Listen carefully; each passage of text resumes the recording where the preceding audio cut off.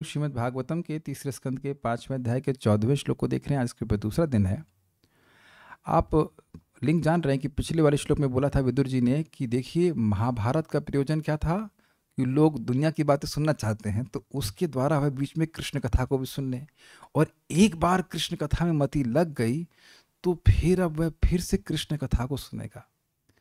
और उसके बाद वो कह रहे हैं कि वो कृष्ण कथा उसके हृदय से जो भी कृष्ण कथा के अलावा जो भी कुछ है उससे उसको विरक्ति कर देगी, उसको बिल्कुल नहीं अच्छा लगेगा। और फिर उसकी हरे भगवान श्री हरि की पदा अनुस्मृति, चरणों की निरंतर स्मृति रहेगी और उससे निर्विदस्य खूब आनंद में रहेगा। और अब वह उससे सारे दुख तुरंत मिट जाएंगे। तो अब जो लोग कृष्ण कथा से विमुख हैं, विदुर जी कह रहे हैं उनके लिए जो लोग शोचनीय हैं वो शोक करते हैं, और ऐसे लोगों के लिए मैं शोक कर रहा हूँ। समझ आया? एक अर्थ था, तीन चार अर्थ निकलेंगे। एक अर्थ बता रहा हूँ। एक अर्थ ये था जो हमने कल सुना कि भाई जो पेड़ पौधे हैं वो कथा नहीं सुन सकते हैं, मतलब एटलीस्ट विजिबली तो नहीं सुन सकते, पशु पक्षी भी नहीं सुन सकते, तो वो शोचनीय है। लेकिन वह पशु पक्षी भी ऐसे लोगों के लिए शोक करते हैं जो मनुष्य जीवन प्राप्त करके भी कथा नहीं सुन रहे। और देखिए, कथा नहीं सुन रहे कृष्ण की, इसका मतलब ये नहीं कि कुछ नहीं सुन रहे हैं। आप बाहर जाके घूमिए, सब लोग सुन रहे हैं कि नहीं, कुछ ना कुछ सुन रहे हैं। आज हमको इसलिए मैं कीर्तन करते हुए हंसी आ रही, हमको बहुत अच्छी लग रही। प्रभुपाद की बात कर रहे हैं, भैया तुम लोग अशांति के मार्ग पे हो तो शांति मिलेगी कैसे? पैसा कमाना है, ये पकड़ना है, वो दकड़ना है। पैसा कमाने में क्या कुछ होता ना, पैसा कमाने में, उसको प्रिजर्व करने में, खर्च ना हो उसमें, हर 6 तरह के परेशानी ही है व्यक्ति को। तो अशांति के ही मार्ग में लगा हुआ है। अरे भाई पैसा कमाओ ठीक है, लेकिन केवल पैसा मत कमाओ ना, केवल अशांति का मार्ग नहीं हो पकड़ना चाहिए। तो क्या तुम अशांति के मार्ग पे ही हो और शांति का मार्ग फ्री है तो उस पर नहीं लग रहे तो शोक करा जाएगा ना। अब आप सोचिए, मैं फिर रिपीट करूंगा कि विदुर जी का ये अनुभव है, वो शुद्ध भक्त हैं, कथा में कितना आनंद है। वो तो हम लोग देखो थोड़ा कुछ सुख मिलता है तो खुश हो जाते हैं, तो उन्हें कितना आनंद मिला, कितना वो शोक कर रहे होंगे। इसीलिए कह रहे अनुशोचे, निरंतर शोक करते। पहले तो श्लोक बोल लिया जाए और उसके बाद फिर हम लोग उस पर और विचार करेंगे। तान शोच शोचान विदोनुशोचे हरे कथायां विमुखान घेना। तान शोच शोचान विदोनुशोचे हरे कथायां विमुखान घेना। शृणोति देवो निमुषस्तु येषाम् आयुर्वृथा वादगति स्मृतीनाम्। शृणोति देवो निमिषस्तु येषाम् आयुर्वृथा वादगति स्मृतीनाम्। तान् शोच शोचान विदोनुशोचे हरे कथायां विमुखान घेना। तान् शोच शोचान विदोनुशोचे हरे कथायां विमुखान घेना। शृणोति देवो निमिषस्तु येषाम् आयुर्वृथा वादगति स्मृतीनाम्। शृणोति देवो निमिषस्तु येषाम् आयुर्वृथा वादगति स्मृतीनाम्। तान् शोच शोचान विदोनुशोचे हरे कथायां विमुखान घेना।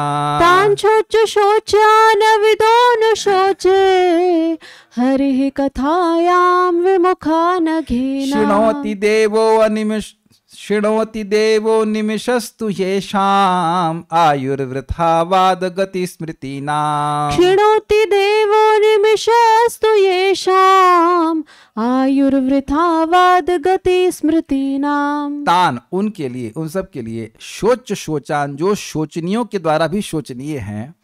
क्यों? अविदः, वो नहीं जानते हैं, भगवान की कथा के बारे में नहीं जानते हैं। जैसे पशु अविदः है वैसे नहीं जानते हैं, ये अर्थ रखा गया। जैसे पशु तो खैर सामर्थ्य नहीं समझने का, लेकिन वह भी वैसे ही नहीं जान रहे हैं कथा के बारे में जैसे कि पशु लोग नहीं जान रहे हैं। तो पशु उन लोग के मतलब उनके शोक करते हैं।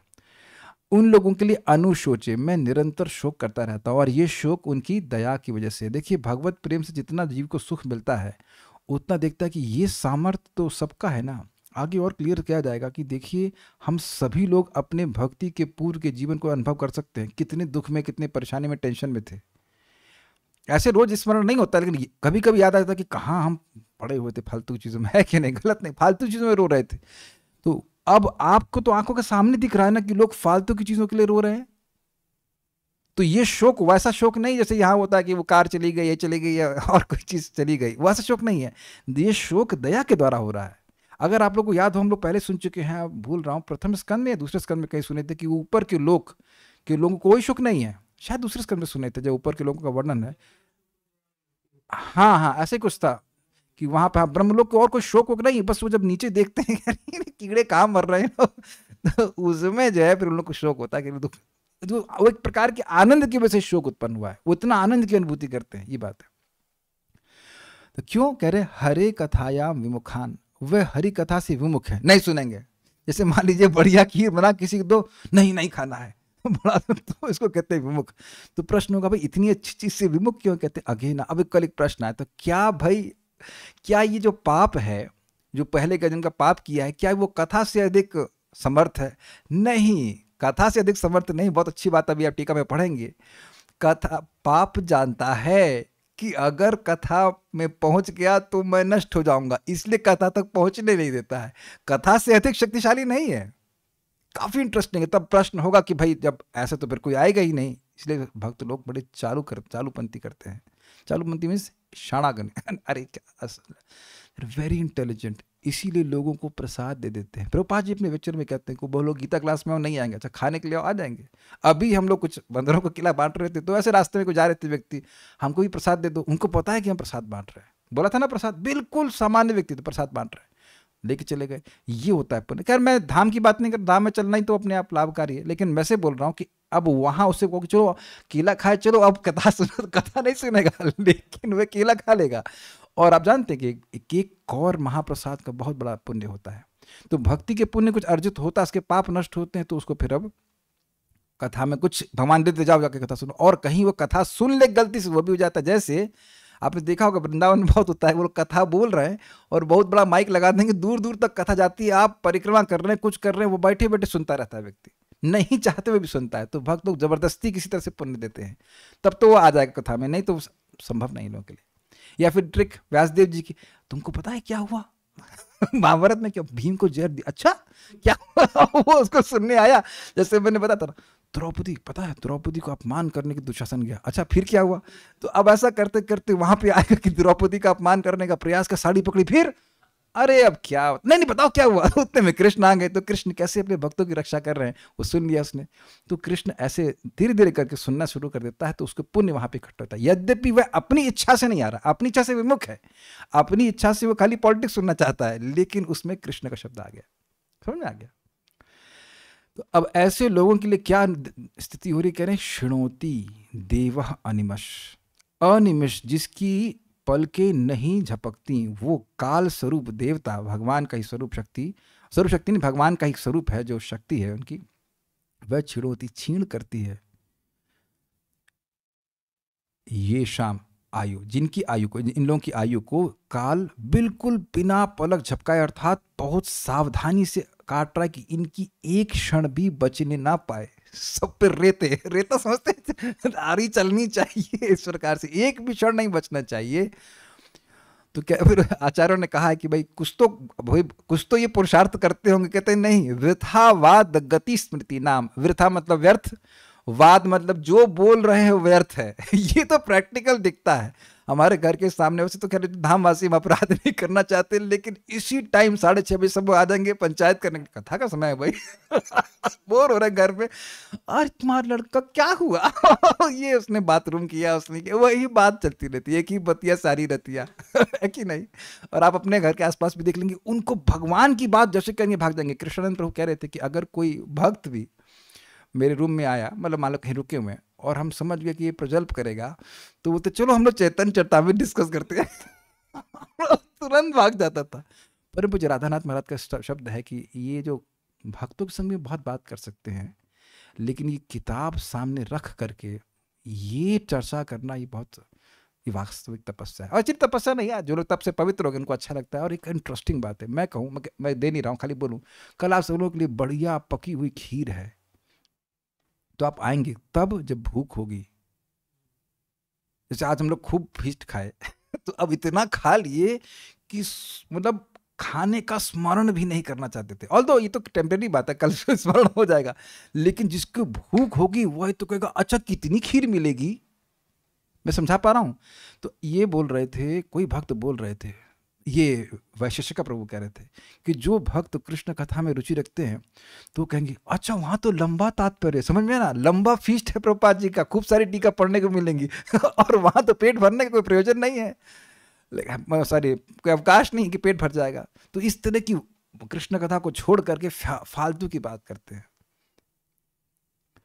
फालतू बात का बहुत सिंपल प्रयोजन है कि आज मान लो हम लोग 8 बजे मर रहे हैं तो उस बात का क्या महत्व है, पर ये बहुत सिंपल तरीके से आप समझ लिया करिए। और जब कर रहे हैं कथा सुन रहे हैं तो कितने बड़े लाभ को हम प्राप्त करेंगे, टीका में देखेंगे। तो वाद मानी वाणी खराब, गति का मतलब है काई की चेष्टा जो काय से करी जाती है, कहीं बड़ी स्पीड से जा रहा तो उस अर्थ में लिया गया है। तो काया से जो कुछ भी कर रहे हैं सब व्यर्थ है। देखिए आप सब लोग यहाँ पे आए तो ऐसा तो नहीं कि मैं उठा और उसके बाद ऐसे ही आ गया, भाई उठा स्नान किया तिलक लगाया कुछ, तो ये सब कायिक चेष्टा है कि नहीं? ये सारी चेष्टा किसके पीछे है? कथा के पीछे। तो यह कायिक चेष्टा भी व्यर्थ नहीं है। और स्मृति, ये तो बहुत मजेदार है। परम पूज्य राधा गोविंद महाराज कहते हैं कोई व्यक्ति कहीं चल रहा है तो किसी को टांग के ही चल रहा है, अपने हृदय में चल रहा है कि नहीं, वो व्यर्थ है कि नहीं? किसी को दुश्मन बनाया हुआ है, किसी को दोस्त बनाया हुआ है। भगवान की बात जब सुनेगा तो भगवान का स्मरण होगा, जब भगवान की बात सुनेगा ही नहीं तो स्मरण कैसे होगा? महाराज बड़े अच्छी बात बताए वहां पे जन्म लीला में कि देखो वसुदेव जी भगवान को अपने लिटरली हाथ में हृदय के पास लगा के चल रहे हैं तो सारे बंधन खुल गए। तो शायद हरीशुरी जी को बोलते हैं कि टिक्का में कहते हैं कि जो व्यक्ति भगवान को अपने हृदय में लगा के चलेगा उसके बंधन तो खुल ही जाएंगे। तो प्रश्न हुआ कि लौट के आए तो बंधन में क्यों पड़ गए? तो कहते हैं जो भगवान को छोड़ के आएगा तो उसको तो माया पकड़ेगी। अर्थ ये विनोद के लिए बोल रहे हैं कि माया जो भगवान को छोड़ेगा तो उसको माया पकड़ेगी। तो ये सब बातें हमने श्लोक से आपको इंट्रोड्यूस कराया। श्रीधर स्वामी की टीका हम लोग पढ़ चुके थे। हम लोग अब क्रम संदर्भ को देखते हैं। यहाँ 3 प्रकार के व्यक्ति दृष्ट हैं। कुछ हरि कथा में अभिनिविष्ट रहते हैं, मतलब एब्सॉर्ब रहते हैं, बढ़िया आदमी। कुछ नहीं रहते तथा कुछ कथा के विमुख अर्थात उसके विरोधी होते हैं। मतलब कुछ नहीं रहते मतलब उन्हें कोई दिक्कत नहीं हो, नहीं हो से मतलब नहीं है। और कुछ लोग कथा क्यों हो रही, बंद कराओ उसके, बंद कराओ। ये 3 प्रकार के लोग हैं। जो अभिनिविष्ट नहीं रहते उनकी दशा शोचनीय है। शोचना मतलब एक लेवल कि भैया हो रही है और तुम बट रहे, मतलब अमृत बट रहा है और हम पा नहीं रहे हो। एवं जो विरोधी होते हैं वे भी भगवत कथा में अभिनिविष्ट नहीं रहते अपितु वे तो अधिक शोचनीय होते हैं। इसी को श्लोक में स्पष्ट किया गया, समझा गया? तो एक तो ये अलग अलग अर्थ चल रहे हैं, वो वाला तो हमको क्लियर कर दिया पशु पक्षी वाला। अब ये अलग कैटेगराइजेशन है कि भाई एक है कि भगवान कथा में लगा बड़ा अच्छी बात है, एक लोग हैं इंडिफरेंट है और एक विरोध कर रहे हैं। विरोध क्यों? अगर कोई ऐसी वस्तु बांटी जा रही हो जिससे लोगों की मृत्यु से ही रक्षा हो जाए, उसका तुम विरोध कर रहे हो तो भगवान का कितना बड़ा अपराध कर रहे हो। जैसे कहीं किसी वैद्य के पास जाइए जो बहुत लोगों को ठीक करना है, कोई आकर के उस व्यवस्था को डिस्टर्ब करे तब है ना, उस बहुत खराब आदमी बोले जाएंगे। तो इसी प्रकार से जो भगवान की कथा कर रही उसको भाई तुम सपोर्ट नहीं कर सकते, चलो तुम नहीं इंडिफरेंट अलग बात है, लेकिन उसको विरोध करना ये तो बहुत बड़ी बात कठिनाई हो जाएगी।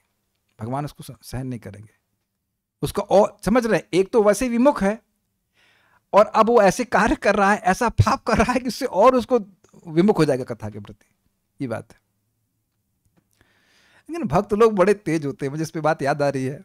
एक भक्त था, हमने सुना ऐसा, विदेश में वो है मंदिर के बाहर ही खड़ा रहता और जो मंदिर में जाता उसको कहता यहाँ मत जाना, ये लोग बहुत खराब लोग हैं, ये है फलाना बना, बड़ा विरोधी था। तो भक्त लोग बड़ा दया करके उसको रोज महाप्रसाद खिलाते थे। 1 साल बाद ज्वाइन कर लिया वो। तो अब एक बात बड़ी इंटरेस्टिंग है वैसे, देखिए विदुर जी द्वेष नहीं कर रहे हैं, शोक कर रहे हैं, लैमेंटेशन। अब उस पर बड़ा विचार करें, शोक क्यों? अरे ये भी कृष्ण के सेवक है, इनके पास भी सामर्थ्य है कि भगवान की कथा सुनेंगे तो पवित्र हो जाएंगे, लेकिन जो बेवकूफ अपनी अविद्या में अपनी पाप के कारण ऐसा नहीं कर पा रहे। Please try to understand, he is seeing their helplessness, उनकी असहायता को वह देख रहे हैं, उनसे द्वेष नहीं कर रहे हैं। आप ये समझ पा रहे हैं? और ऐसा ही भाव भक्तों को होना चाहिए। अरे ये क्यों नहीं समझ पा रहा है? This is, if it comes to your heart it is very good. आप बार बार समझने का प्रयास कीजिए, हर जीवात्मा भगवान का अंश है, वह भगवान के प्रति विमुख है अपने गलत कार्यों की वजह से। लाइक अ डिजीज, आपने सुना होगा जीसस क्राइस्ट का स्टेटमेंट है, hate the disease not the diseased. तो ये हमको रखना चाहिए। भाई नहीं कोई सुन रहा है तो उसको जबरदस्ती तो हम नहीं सुनाएंगे, प्रसाद देकर के चलो कर देंगे पार, लेकिन वी शुड सी कि वह भी अगर किसी तरह कृष्ण कथा में आ जाए, उसको संपर्क मिल जाएगा, तो वह उसको रुचि जरूर प्राप्त हो जाएगी। इसी तरह से तो वेद व्यास जी सुन रहे थे, इसीलिए उनको मुनि कहा गया था कि कैसे जो लोग नितांत विमुख हैं वह भी कृष्ण कथा में आ जाए। आपको याद है ना महाप्रभु और हरिदास ठाकुर जी का संवाद, कि कैसे उन लोगों का भी जो गो वध कर रहे हैं उनका भी उद्धार कैसे होगा। This is the mood of a devotee. वो द्वेष नहीं कर रहे हैं, वो लेमेंट कर रहे हैं कि कैसे इतनी अच्छी वस्तु ये क्यों नहीं प्राप्त कर पा रहे हैं, कैसे उनको प्राप्त होगा। I think this very clear.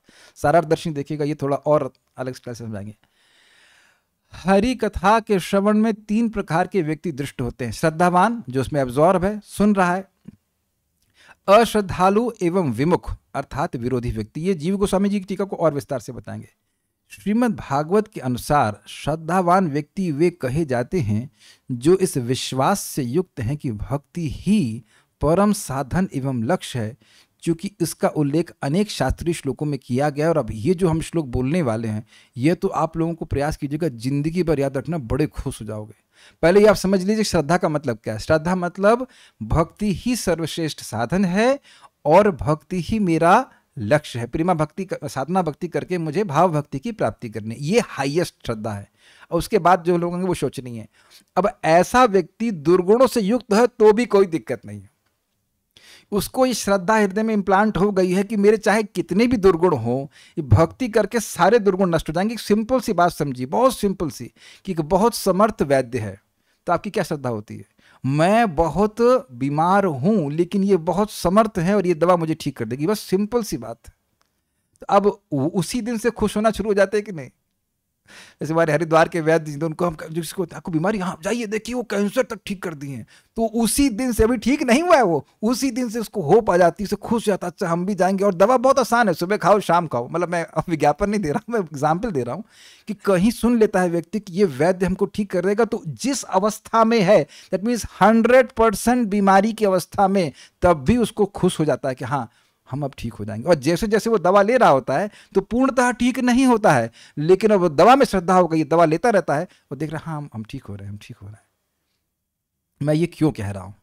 इस श्लोक में भी हम सुनने वाले हैं, जो आने वाला बहुत जबरदस्त श्लोक है, कि भाई देखिए जिसका हृदय अशुद्ध है लेकिन कथा का संपर्क मिल गया तो भी उसको रस मिलेगा और वो रस बढ़ता चला जाएगा। क्या यह विज्ञान समझ रहे हैं?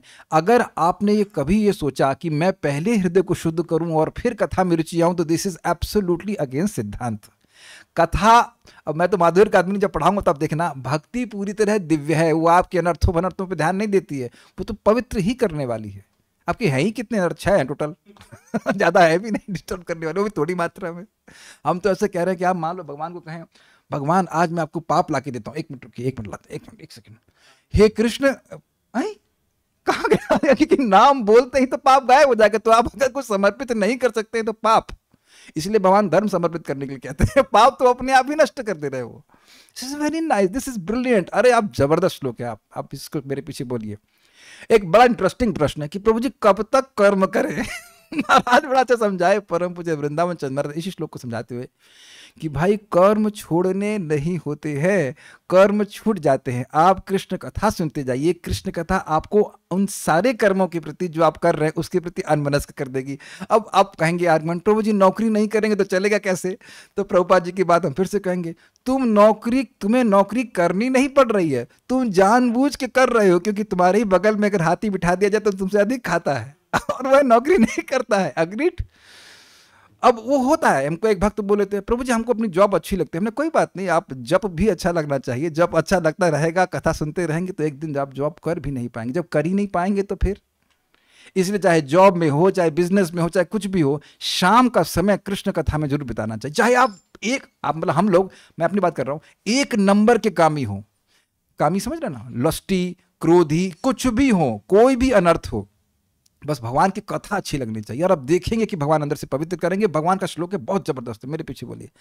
तावत कर्माणि कुर्वीता ना निर्विद्येत यावता, तावत् कर्माणि कुर्वीता न निर्विद्येत यावता, मत्कथा श्रवणादौ वा श्रद्धा यावन्न जायते, मत्कथा श्रवणादौ वा श्रद्धा यावन्न जायते।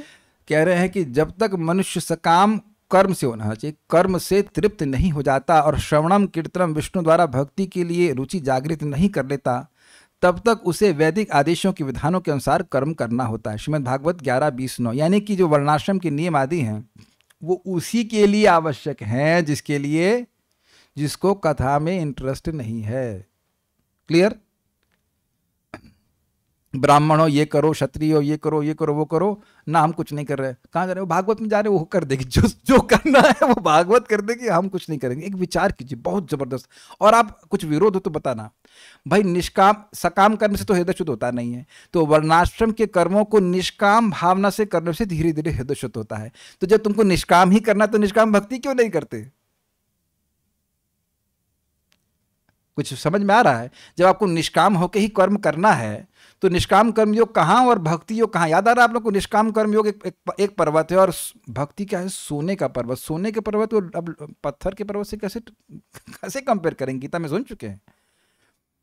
भाई हृदय का प्यूरिफिकेशन करना है तो आपको जब भाई ये भाव आ ही गया कि हृदय का प्यूरिफिकेशन करना, तो जप क्यों नहीं करते? जप करिए, भगवान की कथा सुनिए। आप लोग श्लोक जानते हैं, यत कीर्तनम यत श्रवणम। तो वहां पे सुखदेव गोस्वामी जी पहले कीर्तन को क्यों रखते हैं? बिना श्रवण किए तो आप कीर्तन नहीं कर सकते हैं। कह रहे हैं कीर्तन क्योंकि सबसे ज्यादा पवित्र करने वाला, इसलिए पहले रख दिया उसको। क्योंकि आप बिना सुने तो हरे कृष्ण नहीं बोल सकते।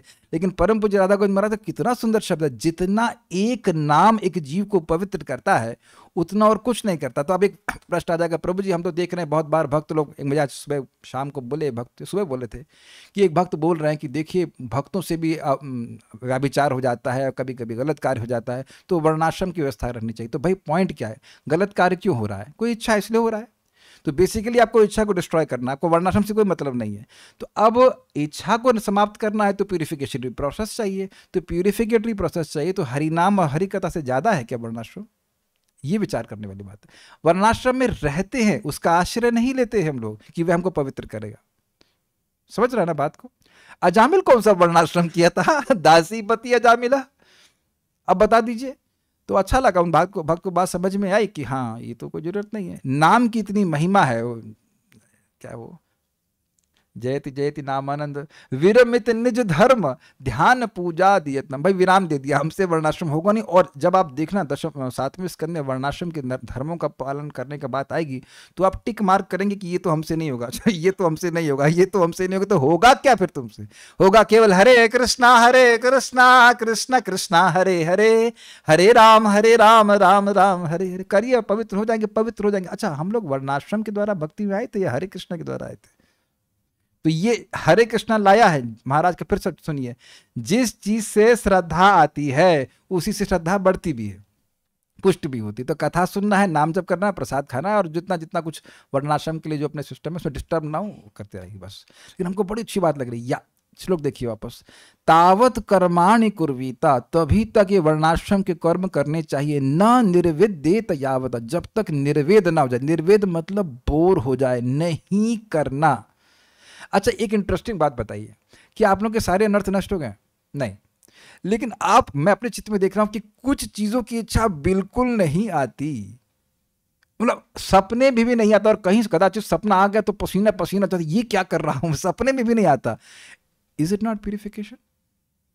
मुझे याद है कि हम बहुत पहले IIT में पगलाए हुए थे, यहां जाएंगे, वो सपना भी नहीं आता। गया कि नहीं? इच्छा, मैं निर्वेद की बात बोल रहा हूं। जैसे बहुत से लोग कोई मांस वास खाएंगे, अब एकदम संकल्प ही नहीं आता उन सब चीजों का। तो ऐसे ही करते करते जगत के जो कार्य हैं वह भी करने का मन नहीं करेगा। रिलैक्स एंड हियर हरि कथा सब चीजों के प्रति अनमनस्क कर देगी। अब एक इंटरेस्टिंग बात है, श्लोक की अंडरस्टैंडिंग बड़ी अजीब सी हो सकती है। अच्छा, जब तक बोर ना हो जाएं तब तक कर्म करें और फिर कथा में रुचि हो जाएगी? नहीं, आप कथा मतलब अपने सुकौल कर्म करते रहिए। अब भगवान देखेंगे बेचारा मर रहा है कर्म करते करते, तो कहीं भक्तों की संगत दे देंगे और उससे कथा में रुचि होगी। वर्णाश्रम से भक्ति कथा में रुचि नहीं आती। वर्णाश्रम करने से बस ये रहता है कि व्यक्ति हृदय शुद्ध होता रहता है और वह पुण्यात्मक जीवन जीता है, और कभी कभी गलती से भक्ति भी कर लेता है, ये हो जाता है। लेकिन अगर आप यह कहने लगे कि भाई जब तक हम पहले कर्मों से बोर होंगे और फिर कथा में रुचि होगी, दैट इज रॉन्ग। भगवान व्यवस्था बना रहे हैं कि कथा सुन ले किसी तरह से, एक बार कथा सुनेगा तो फिर आएगा फिर आएगा। जैसे सर्वेश्वर प्रभु की छोटी बहन के पति, नाम भूल गया उनका, आए थे मेरे ऑफिस में एक बार, तो आने से पहले वो माधव प्रभु का कीर्तन सुने, कहता ये तो बहुत बढ़िया चीज़ है। हम फिर आएंगे। समझ में आ गया? वह सुनने नहीं आए थे कीर्तन, लेकिन कीर्तन सुने उनको बड़ा अच्छा लगा तो फिर आए, फिर आएंगे। या जो भी उनको अच्छा लगा वो सीड चला गया है। उनको कथा नहीं सुनना समझ में आ रही थी एटलीस्ट उस टाइम, मुझे नहीं पता अभी क्या सिचुएशन है, लेकिन कीर्तन अच्छा लगता। कीर्तन और कथा तो एक ही बात है ना, कोई अंतर है नहीं। वहां से उनका अप्रिसिएशन शुरू हो जाता है। अब आप सोचिए कि इस्कॉन वृंदावन क्या कृपा कर रहा है। मंगल आरती में लोग भरे रहते हैं और भगवान के नाम और यश को सुनते हैं। Can you see that? आज आपने कभी नोटिस नहीं किया? मुझे तो सब बातें याद रहती है। आज भगवान की कृपा से मंगल आरती में मृदंग बजा पाया। और जब भी आपको भी मौका मिले याद रखना कि कोई ताली बजा रहा है ना, तो उसके भी पाप ऐसे नष्ट हो जाते हैं जैसे कौवे को भगा देते हैं ना, पेड़ से कौवे भाग जाते भक्ति साम सिंधु में। तो आप जब भी बजाना देखना, वो जो हम मृदंग अगर आप ला के देखो धूम धूम धूम धूम करते हैं ना, तो जो नए लोग हैं तो वो भी कूदने लग जाते। You don't know, they appreciate कीर्तन, और वहीं से उनके पाप नष्ट हो जाते हैं। एक दिन वो कथा में भी आने लग जाएंगे। बहुत बड़ा मतलब मैं अंदाज से बोला, हजारों आदमी तो कम, 1000 तो कम से कम रोज रहता है। उसमें सारे भक्त भी नहीं होते। मैंने देखा है कि दारू पी करके मेरे बगल में व्यक्ति मंगल आरती में खड़ा रहता है। कौन कौन आता है कौन जाने। Is it not? नहा के कौन आता है भक्त के अलावा? सारे तो जरूर नहीं है कि नहा के आते हो। और इस प्रकार से उनका बीज पड़ जाता है। They have appreciated Krishna, they have appreciated Krishna. मुझे याद है एक दिन मेरे पिताजी जब आए थे तो भगवान गौर निताई के सामने नाच रहे थे। उनका संस्कार अंत में यही हुआ। See how Krishna is reciprocative. इतनी सी माइक्रोस्कोप है भगवान की कि कुछ कर दे, कुछ संपर्क कथा का तो चलिए कोई बात नहीं, बाद में हो गया। कीर्तन का संपर्क मिल जाए, फिर आगे जाकर के वो कथा को सुनता है। मुझे याद है परम पूज्य वृंदावन चंद महाराज भी क्लास दे रहे थे बलराम हॉल में। तो एक मैं बस एंटर कर रहा था, एक व्यक्ति बाहर खड़ा था, कहते कितना मीठा बोल रहे हैं। उसको ये समझ में नहीं आ रहा था कि महाराज क्या बोल, कितना अच्छा लग रहा है। और मुझे ये भी याद है कि परम पूज्य राधा कुंज महाराज के प्रवचन में पहली बार सुना था यहाँ पे भागवत में, तो बस मैं मोस्टली सोता ही रहा था। लेकिन वैसे महाराज जब जोक मारते तब जब जग जाते। तो कुछ लोग शुरुआत में केवल जोक मारने पर ही ध्यान देते हैं, उनको नहीं समझ में आता कथा क्या हो रही है, but they are becoming attracted. और एक बात आपको यहाँ नोट कर दीजिएगा, हृदय अशुद्ध है तब भी कथा में रुचि है। प्रमाण क्या? आप अपने आप आ रहे हैं, अपने आप पढ़ते हो, अपने आप सुनते हो, कोई पेमेंट नहीं मिल रहा है, अच्छा लगता है इसलिए आते हैं। और निष्ठा के स्तर के बाद नर्थ निवृत्ति के बाद आपको प्रकट टेस्ट दिखने लग जाएगा। You can not give up hearing, you can not give up hearing. मैं समझा पा रहा हूं? अब हम देखते हैं कि भाई, यानी कि अब ये श्लोक इंपॉर्टेंट क्यों है। किसी को भी काउंसल कर रहे हैं तो ये मत कहिए कि अब जॉब छोड़ दो और बिजनेस छोड़ दो और ये फिर अब वो आपको ही छोड़ देगा। उसको हाँ जॉब करते रहिए, कोई दिक्कत नहीं, आइए कथा में आइए, यही ट्रिक होती है। अगर वह कथा में आने लग गया तो धीरे धीरे करके उससे सब छूट जाएगा। हमने देखा कि आप लोग पैसे की बात करते हैं, व्यक्ति के पास 100 करोड़ रुपए हैं, फिर भी वो काम कर रहे हैं और यंग नहीं है, वृद्ध हो गए। कहते 5 एसी कैसे चलेंगे? तो आप उनसे पूछो, बेटा तुम बैठोगे तो एक ही एसी में ना, 5 में तो बैठोगे नहीं। Is just there. वो जो हृदय का क्या कह सकते हैं कोश है ना गंदा, वो उनको प्रवृत्त करा रहा है। इससे एक्चुअली शोक करने वाले 100 करोड़ के बाद भी काम।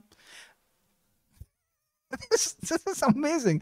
ये एक भक्त बोले बस प्रभु जी 35 करोड़ हो जाए इसके बाद मैं काम नहीं करूँ।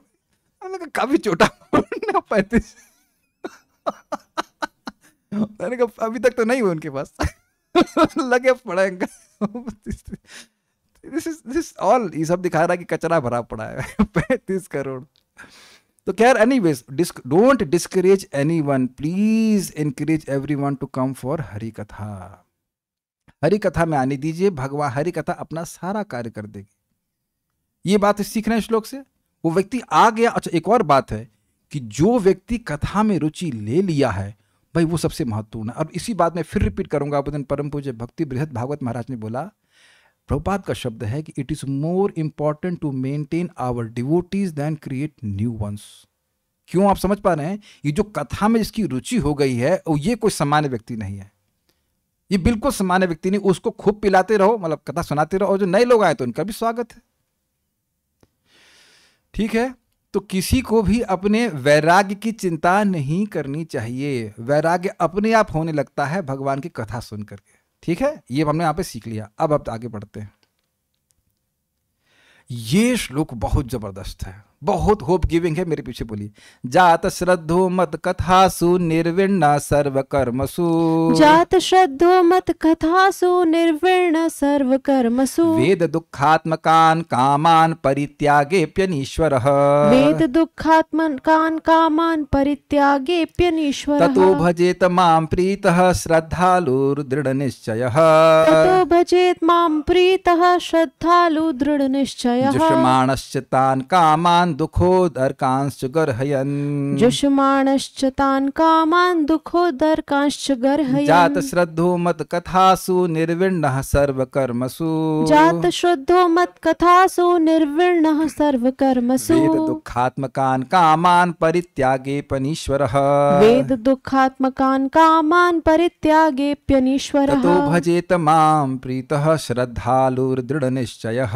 ततो भजेत मां प्रीतः श्रद्धालु दृढ़ निश्चयः। जुषमाणश्च तान् कामान् दुःखोदर्कांश्च गर्हयन्। जुषमाणश्च तान् कामान् दुःखोदर्कांश्च गर्हयन्। Almost every devotee will relate with this shloka. इसको नहीं भूलना, बिल्कुल बहुत अच्छा श्लोक है। मेरे यश की कथाओं में श्रद्धा उत्पन्न करके, मतलब उसको टेस्ट आ गया, सुनना अच्छा लगता है। सारे भौतिक कार्यों से ऊब कर, मतलब उसे कर नहीं सकता, मन नहीं करना, बिल्कुल मन नहीं कर रहा है, और यह जानते हुए कि सभी प्रकार की इंद्रिय तृप्ति दुखदाई, और क्लास भी दी है उसने। यही संस्पर्श जा भोगा दुख योनय एवते आद्यंतवंत कौन्तेय न तेषु रमते बुधा। एक एक शब्द समझा सकता है कि भाई देखो, जो संस्पर्श भोग हैं, दुख छूने के, देखने के, वो सब दुख की योनि है। उसको समझ में भी आ रहा है अच्छा से समझ में आ रहा है। और जो बुद्धिमान व्यक्ति है वो उसमें रमण बिल्कुल नहीं करता है। जब समझा देगा, हाँ समझ, हाँ हमको समझ में आ गया, सब समझा दिया, लेकिन मतलब समझ रहा है कि इंद्रिय तृप्ति दुखदाई है, और अनुभव भी कर रहा है कि इंद्रिय तृप्ति के बाद संताप ही मिलता है। It is damn boring. देखिए, जब बोला ना सारे भौतिक कार्यों से ऊब कर, मतलब इंद्रिय तृप्ति से भी ऊब गया है, लेकिन पहले का अभ्यास ऐसा है कि तुरंत नहीं जा रहा है। एक व्यक्ति हाथ खड़ा कर दीजिएगा जो बोल दे कि नहीं है, कोई कह नहीं, नहीं नहीं हम तो विरक्त हो गए। अच्छा, सोने से भी विरक्त हो गए हो? या कह दीजिए कि जब में कभी खाने का विचार नहीं आया कि आज क्या बनेगा eating, mating, sleeping, defending something, इस चारों की चीजें चलती रहती है कुछ ना कुछ। किंतु इंद्रिय भोग त्याग पाने में असमर्थ, इसे कहते हैं हृदय की दुर्बलता। उसे पता है कि गड़बड़ है, लेकिन उससे इंद्रिय तृप्ति से विरक्त नहीं हो पा रहा। वर्णाश्रम से विरक्त हो गया कि भैया उसकी श्रद्धा नहीं कि वर्णाश्रम मुझे पवित्र करेगा, उधर कुछ नहीं है, लेकिन इंद्रिय तृप्ति की इच्छा नहीं जा रही है। ऐसे मेरे भक्त को चाहिए कि वह सुखी रहे। आप देखेंगे कि जब काम आदि हृदय में जागृत हो जाता है, साधना करते हैं तो सब परेशान करते ही हैं, तो हम लोग दुखी हो जाते हैं। और ये शब्द किसके हैं? भगवान कृष्ण के। और वो क्या कह रहे हैं? सुखी रहे और अत्यंत श्रद्धा तथा पूर्ण विश्वास के साथ मेरी पूजा करें। अब इसको पहले समझ लीजिए। देखिए 6.2.9-10 की टीका में चक्रवर्ती पाद समझाते हैं कि एक ही नाम अविद्या को भी नष्ट कर देता है, और अविद्या है अपने स्वरूप का ज्ञान है, तभी व्यक्ति भोग की वासना से वासित होगा। तो आप समझ लीजिए कि भाई नाम तो मैं कई बार बोल दिया, अब भी भगवान पवित्र नहीं किए, इसका मतलब क्या है? इसका मतलब दो ही कारण है, मेरे हृदय में दैन्य उत्पन्न करने के लिए और उत्कंठा जागृत करने के लिए। कब कृष्ण की कृपा होगी? वो मैं कितना क्या कह सकते हैं, दीनहीन हूँ, या मैंने कितना पतित हूँ, भक्तों के नाम पर मैं कलंक हूँ, इत्यादि इत्यादि। ये हम लोगों ने सुना था अपीचित सुदुराचारों में। वो भक्त भक्ति कर रहा है, गलती हो जाती है उससे, फिर तुरंत ही संताप करता है, हम तो भक्त के नाम पर कलंक है, लेकिन कुछ भी हो जाए हम भगवान की भक्ति नहीं छोड़ेंगे। ये श्रद्धा का मतलब यही है, पूर्ण विश्वास का मतलब यही है कि मैं भगवान की भक्ति कर रहा हूँ, भगवान निश्चित रूप से मेरे हृदय को पवित्र कर देंगे। आपको याद हो, हम लोग 6 अध्याय भगवद गीता में पढ़े थे कि वह ऐसा संकल्प लेता है कि मान लीजिए हमारा जो भोग वासनाओं का जो स्टॉक है वो सागर के समान है, और मैं एक चिड़िया की तरह अपनी क्या कहते हैं चोंच से पानी की बूंद के नहीं वो चिड़िया नहीं था, सीख समझते हैं, झाड़ू, उससे से डुबोया ऐसे निकाला तो एक बूंद बाहर आएगी। ऐसे कर करके भी अगर मेरा भोग वासना कम होती तब भी मैं प्रयास नहीं छोड़ूंगा इतना संकल्प रहता। पूरा विश्वास है कि भगवान एकदम असीमित शक्ति वाले हैं और वह चाहेंगे तो मेरा हृदय तुरंत शुद्ध कर देंगे, लेकिन अब नहीं कर रहे हैं।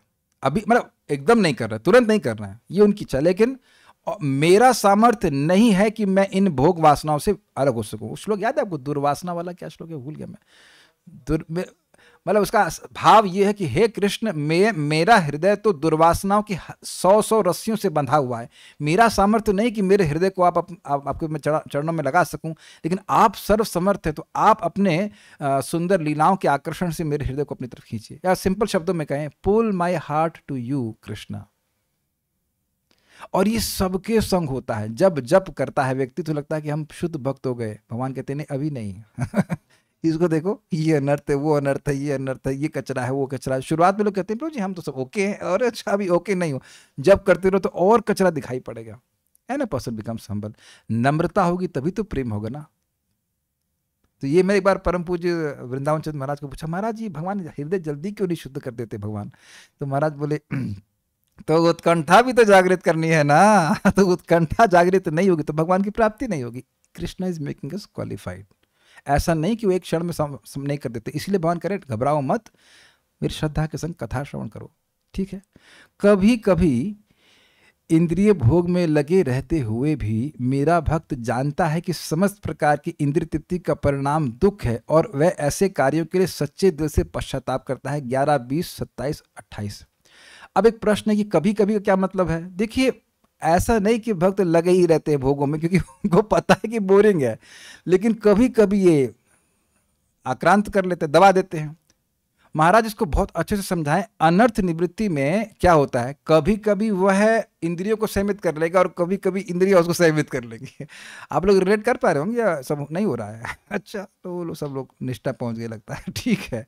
तो कभी कभी इंद्रियां उसको संयमित कर लेंगी और कभी कभी वह कर लेगा। ये संघर्ष चलता है अनर्थ निवृत्ति में। तो अब फिर से देखिए जात श्लोक को देखिए, जात श्रद्धा मत कथासु, मेरी कथा में उसकी श्रद्धा हो गई है, एक भी नहीं बोलना कि आपकी नहीं हुई है।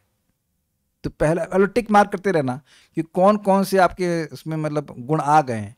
कथा में अगर श्रद्धा नहीं होती तो आते ही नहीं ना, ये सुनने आते ही नहीं, ठीक, ये हो गया। अच्छा, निर्विण्ण सर्वकर्मसु, इसमें से कुछ लोग ऐसे होंगे जब नौकरी वोकरी में बिल्कुल इंटरेस्ट नहीं, हाथ खड़ा करने की जरूरत नहीं है, अपना गुणगान मत करना, लेकिन हाँ मतलब है कुछ लोगों को नौकरी वोकरी में कोई इंटरेस्ट नहीं, भगवान पेट पाल लेना, नहीं पालेंगे उनकी रिस्पॉन्सिबिलिटी। वही बदनाम होंगे कि अपने भक्तों को पालते नहीं है। क्या करेंगे? होता है ना, अरे अपना बच्चे का ध्यान रखो भाई, ऐसा होता है ना। तो उन्हीं बच्चा है तो अगर वो नहीं पालेंगे तो फिर उनकी बदनामी होगी। वो बदनामी नहीं से डरते हैं भगवान। उस देखा था ना, श्यामंतक मणि को बचाने के लिए अपनी बदनामी चक्कर में कितना कितना चले गए। बदनामी नहीं चाहते तो पाल ही लेंगे, घबराइए मत। वेद दुखात्मकान कामान, यह जान रहे हैं कि काम वासना ये दुखात्मक है, ये दुख स्वरूप है। अच्छा, ये भी जानते हैं आप लोग? हाँ, सुन लिए प्रभु, अब तो काफी सुन लिए, ठीक है। परित्यागी पण ईश्वर है, लेकिन परित्याग नहीं कर पा रहे हैं। टिक मार्क या क्रॉस, सब टिक मार्क मार रहे हैं ना। अब देखो, ऐसा नहीं कि अब आप लोग जाकर के भारतीय फूड में या जाकर के होटल में खा रहे हो, ऐसा नहीं। आप पूरे विश्वास के साथ मैं कह सकता हूँ कि ऐसे भक्त हमारे सब हैं यहाँ पे कि संकल्प भी नहीं आता कि जलेबी छनती रहे हो, जब मुंह में लार आ रही, कभी नहीं आई होगी, नहीं आती ना। संकल्प ही नहीं आता है, नहीं आता है। Not like that. You may see a tutorial on cooking, but that for cooking for Krishna, that's okay. लेकिन हम तो प्रैक्टिकल देख रहे हैं, बाहर जाओ के चाय पी रहा हो, कुछ भी नहीं आता। तो इसका मतलब कुछ तो शुद्धिकरण हुआ है, बाकी लोग तो भीड़ लगाए हुए ना वहाँ पे। या फिर वो पिक्चर कौन सा है लेटेस्ट? डिवोटीज नॉट, ऐसा नहीं कि उसमें इंटरेस्ट खत्म, मतलब इसमें इंटरेस्ट है खत्म हो गया। तो दोनों चीज़ बैलेंस कीजिए। वो जान रहे हैं भोग है खराब है तो भोग से बचने का भी प्रयास कर रहे हैं, और कुछ ऐसे हैं जो भगवान अभी छोड़ के अभी पूरी तरह से नहीं परित्याग नहीं कर पा रहे। एक बात आप समझ रहे हैं शब्दों से कि भगवान आपकी स्थिति को समझते हैं। He is empathy for you. अच्छा, एक चीज़ बताइए, हमको बहुत अच्छी बात लगी थी। इस जगत में आपने अनुभव किया है कि आपके संबंध किसी से खराब होते हैं क्योंकि आपको समझ नहीं पाया? नॉट दैट कि वो व्यक्ति खराब है, ऐसा हुआ है, लेकिन एक अमेजिंग बात है कि कृष्ण के संग कभी ऐसा नहीं होगा। He exactly understands what we are going through. He is exactly understanding your struggle and he appreciates it. That's why he says ततो भजे तमाम प्रीता। वह आपके संघर्ष को समझते हैं। बल्कि चक्रवर्ती बात आगे कहते हैं कि जो बद्ध जीव हैं वो भगवान को और प्रिय। क्यों? क्योंकि मुक्त जीवों को भगवान को प्राप्त करने के लिए कभी संघर्ष नहीं करना पड़ रहा। Very nice. देखो ना, भगवान कह रहे ऐसा नहीं, कभी कभी सोचेगा ना व्यक्ति, अरे मैं तो इतना गलत कार्य कर दिया, अब तो भगवान मेरे तो देखेंगे भी नहीं। एक व्यक्ति बोल रहे थे, प्रभु जी हमसे ऐसा पाप हो गया है कि भगवान को माफ भी नहीं कर सकते। हमने कहा अच्छा, तिंगी से हो। ये महाराज कहते हैं कि एक तिनका होता है, वो खूब गर्म हो जाए, कहीं मैं सागर को उबाल दूंगा और सागर में कूद जाए तो क्या सागर उबल जाएगा, अरे भैया आ गया इतना हीट। पूरी दुनिया के लोग, सारे लोग मिलकर भी सारे पाप करे तो भी एक बार अगर किसी ने कृष्ण बोला तो सब ध्वस्त हो जाएगा। हरे कृष्णा कृष्णा कृष्णा हरे हरे, हरे राम राम राम हरे हरे। कई साल तक मैं सोचता था ये गलती होगी, अब गया, अब नहीं आना है भक्ति में। फिर सुबह देखा, अरे जीपी तो आ रहा है हरे कृष्णा। इसका मतलब कृष्ण रिजेक्ट नहीं किया, अरे भक्तों ने रिजेक्ट नहीं किया है, भगवान कैसे रिजेक्ट कर देंगे। इसलिए हमने भी किसी को रिजेक्ट नहीं करना। समझेंगे, हर व्यक्ति संघर्ष कर रहा है, सबका प्रॉब्लम है। श्रद्धालु दृढ़ निश्चय, अब ये हम इसको आपको बताते हैं इसकी टीका में से, यहाँ पे नहीं लिखा है। श्रद्धालु दृढ़ निश्चय, बड़ा श्रद्धालु है कि भक्ति करके में सारी सफलता मिल गई। और दृढ़ निश्चय क्या है, बड़ा मजेदार का है कि अगर ब्रह्मा जी और शिव जी भी आकर के मुझे बोलते हैं कि भैया कर्म योग कर लो, ज्ञान योग कर लो, तो हम नहीं करने वाले। और अगर मैं अपने अपराधों की वजह से क्या कहते हैं, नरक भी चला जाऊं, जाने वाला नहीं, नरक भी चला जाऊं, तो भी मैं भक्ति नहीं छोड़ने वाला। इसी को भगवान ने कहा, अपि चेत सुदुराचारो भजते माम अनन्य भाग। हे प्रभा जी दूसरी तरह से कहें कि a life full of perfection but dedicated to Krishna is a glorious life. ऐसे ही प्रभा जी इस तरह से बताए। वो एक चीज बहुत बढ़िया, जैसे आपने वहां पे सुना था अपिचित सुदुराचार में कि चंद्रमा में बहुत से दाग होते हैं, लेकिन फिर भी वह अंधकार से कभी कवलित नहीं होता, अंधकार उसको खा नहीं सकता। उसी प्रकार से किसी भी वक्त में बहुत सारे दोष हो सकते हैं, एक चीज आपको बार बार उसको हेल्प करनी, बेटा जब करते रहो, कथा सुनते रहो, सब ठीक हो जाएगा। मैं अब नहीं बताना चाहता हूँ कौन सा अनर्थ था, लेकिन एक अनर्थ था जो मैं सोच रहा था कि मेरे जीवन से कभी जाएगा ही नहीं, ऑलमोस्ट लाइक 20 ईयर्स, और वो ऐसे गायब करा भगवान ने। मैं नहीं बताऊंगा, फिर आप लोग क्लास में नहीं आएंगे। सब लोग की सबकी स्थिति होती है, गड़बड़ होती है। 20 years of suffering and was just gone. So हम लोग कभी समझ नहीं पाते कृष्ण कैसे सहायता करते। हमको तो पूरा विश्वास हो गया कि यह गया तो मतलब और बाकी भी जाएंगे ही। इसीलिए गौरांग प्रभु कह रहे थे कि don't give up before the magic starts. The transformation actually perceive, जब तक भक्ति का सीधे प्रभाव आपको ना देखने लग जाए। हमको बहुत अच्छा लगा दृढ़ निश्चय, है कि नहीं।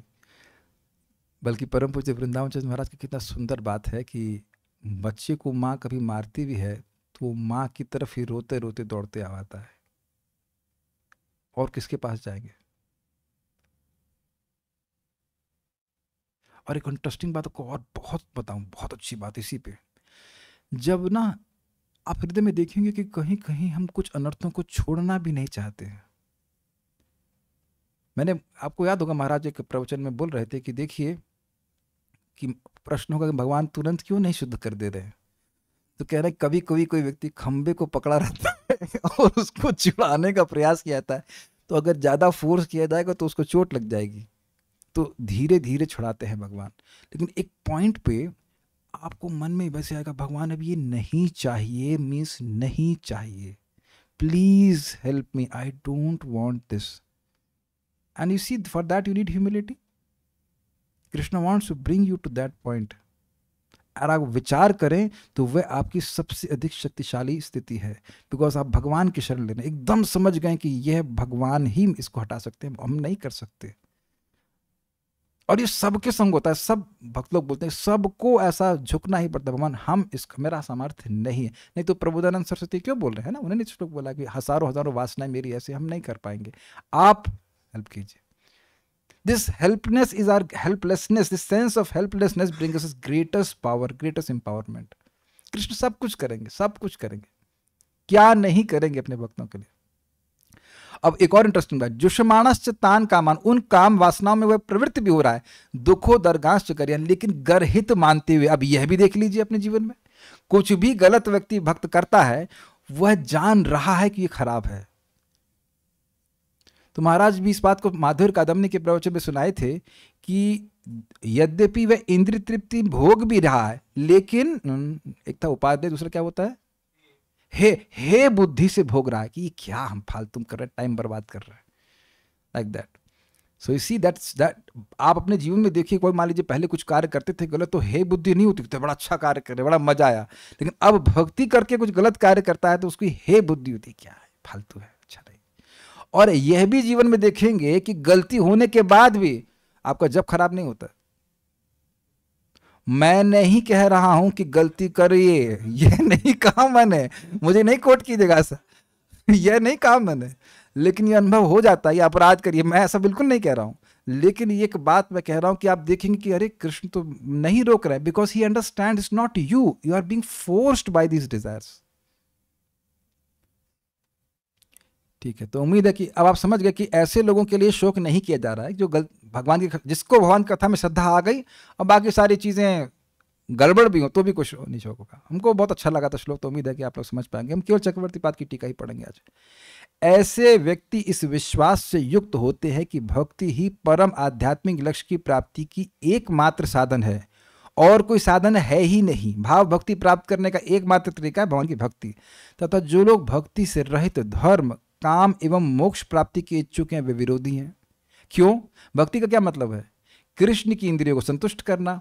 और जो लोग इसमें लगे हुए हैं धर्म, अर्थ, काम और मोक्ष आदि में, क्या करते हैं? तो भोक्ति चाहिए, या उनको मुक्ति चाहिए, या उनको सिद्धि चाहिए, तो अपनी इंद्रिय चाहिए, तो वो तो विरोधी हो गया ना बात। ठीक है। प्रथम कोटि के व्यक्तियों अर्थात श्रद्धावानों का वर्णन आनंद के सहित किया जाता है, तो उनके लिए शोक नहीं हो रहा, तो बढ़िया है। द्वितीय कोटि अर्थात अश्रद्धालु को छोड़ दिया जाता है एवं विरोधी जन तो शोच्य हैं, मतलब शोक के योग्य हैं। शुद्ध भक्त स्वर्ग, मोक्ष आदि की साधना में रत व्यक्तियों के लिए शोक करते हैं तथा वे भक्ति रहित कर्म, ज्ञान एवं योग में लगी मति अर्थात इनका अभ्यास करने वालों के लिए शोक करते हैं एवं उसका हेतु केवल उनका अज्ञान है, इसलिए अविद कहा गया। श्लोक में आया था। ये समझ में आ रहा है भाई स्वर्ग क्यों खराब कह रहे हैं? अगर कोई कहे कि आपको इतने समय के लिए 1 करोड़ रुपए देंगे, ये क्या मतलब है? तो शाश्वत समय में स्वर्ग 10,000 साल का वो क्या है? और प्लस हे है जो सुख वैकुंठ का है वो तो यहाँ पे कुछ है नहीं। प्रभुपाद जी चैतन्य चरितामृत के तात्पर्य में कह रहे हैं भैया भक्ति कर रहे हो तो आप तो ब्रह्मा जी से ऊपर का पद मांग रहे हो। वैकुंठ के जो पार्षद है उनके सामने तो ब्रह्मा जी भी कुछ नहीं है। उनको जो सुख मिल रहा है वो ब्रह्मलोक में भी नहीं सुख मिल रहा है। तब तो यहां स्वर्ग के लिए प्राप्त करा। और मोक्ष तो और खराब है। कैवल्यम नरकाय थे त्रिदासपुर आकाश पुष्पाए थे। कैवल्य को नरक क्यों कह रहे हैं? भाई एक चीज बताइए, हम सब लोग सेवक हैं, हम लोग की टेंशन ये है कि हमें हमेशा टेंशन मत, हमें कोई ना कोई सेवा चाहिए। कोई नहीं मिलेगा तो अपनी इंद्रियों की सेवा करेंगे, इज इट नॉट? और वहां सेवा मिलेगी ही नहीं, कोई होगा ही नहीं हरे कृष्णा बोलने के लिए भी, प्रसाद खिलाने के लिए भी नहीं। बड़े इसीलिए इसको नरक कहा जा रहा है। तो ऐसी जगह जाना जहां पे आपको सुख मिलेगा ही नहीं, तो ये तो व्यर्थ की बात है ना। तुमको पता नहीं कि भगवान की भक्ति का सुख क्या है। इस कारण से अरे भाई कुछ लोग कहते हैं कि नर जो है नारायण बन जाएगा। तो नारायण तो नर बनना चाहता है। मेरा कहने का आशय ये है कि नारायण अपनी भक्ति का सुख अनुभव करने के लिए भक्त के रूप में आ रहे हैं कि नहीं, महाप्रभु के रूप में। वो महाराज के शब्द हैं, कहते हैं कि भगवान कहते हैं मैं तो भगवान बन के नुकसान में हो गया, क्योंकि मुझसे ज्यादा आनंद तो मेरे भक्त प्राप्त करते हैं, राधा रानी प्राप्त करती है कि नहीं। तो भगवान तो भक्त बनना चाहते हैं, और ये कैसे तथाकथित भक्त है जो भगवान बनना चाहते हैं? नहीं। तो ये सब अज्ञान है, ये बोला जा रहा है, ये अज्ञान है। भगवान बनने का प्रयास नहीं करना चाहिए, या भगवान में लीन होने का प्रयास नहीं करना चाहिए। कोई व्यक्ति बुलाए, आओ हमको पिज्जा के लिए बुलाते हैं, just in case you like pizza, कहीं नहीं पिज्जा नहीं खाना चाहता, मैं आप में लीन होना चाहती हूं। तो घबरा जाएगा, अरे लीन क्यों होना चाहते हैं यार, खाओ पियो मजे करो। So we enjoy through relationships. और जो व्यक्ति घुस जाना चाहता है भगवान में, वो तो संबंध बिल्कुल नहीं चाहता। तो ये सब उनका मतलब अज्ञान है, इसके लिए शोक करते हैं। दूसरी बात क्या है? कर्म, योग और ज्ञान में लगे हैं। एक तो साध्य गड़बड़ और उसके बाद साधन गड़बड़। अगर वह भजन करते भगवान का तो कम से कम भगवान बुद्धि तो देते ठीक उसको। मान लो हरे कृष्णा कर रहा है, कुछ सुन रहा है भागवत से, कुछ तो उसकी मति में आता है, लेकिन वो काम भी तो गड़बड़ कर रहा है।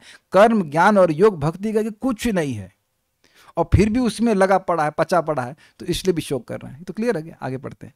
यद्यपि वे शास्त्रों का अध्ययन कर सकते हैं तथापि वे उनके तात्पर्य को नहीं समझते। ऐसा नहीं है कि वो पढ़ नहीं रहे शास्त्र।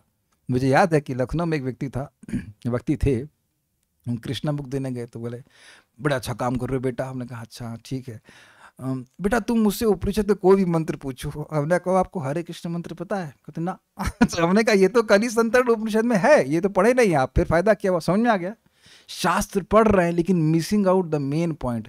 अगर आप लोग को याद हो कभी, तो एग्जाम में कभी कभी इसलिए फेल हो जाते थे या कम नंबर आते थे, अरे यार जो इंपॉर्टेंट है वो छोड़ दिए है, याद आ रहा है आप लोग को?